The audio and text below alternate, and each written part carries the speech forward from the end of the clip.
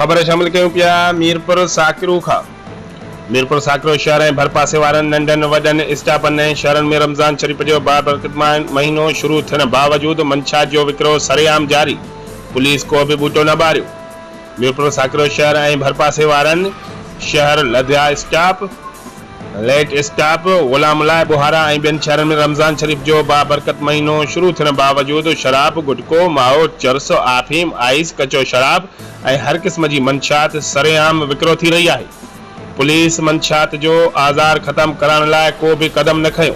उन सिलसिले में यंग सोशल नेटवर्क के अगवान अब्दुल रज़ाक कलमती, इल्मुद्दीन रिंद, अवामी तहरीक के अगवान बिलावल लाशारी, जस्कम अगवान कादर जूनेजो, STP अगवान अली मोहम्मद मालियो ऐं ॿियनि साफ़ इन अॻियां दाहींदे चयो त साकिरू ऐं भरपासे में मंछात जो विकिरो विखिरजियां जारी आहे।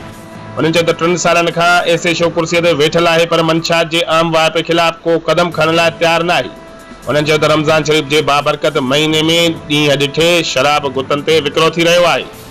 उन्हनि IG Sindh, DIG Hyderabad, SSP ठठो खां मुतालबो कयो त फौरी तौर ते मंछात ते कंट्रोल कराए समाजी बुरायूं ख़त्म करायूं वञनि।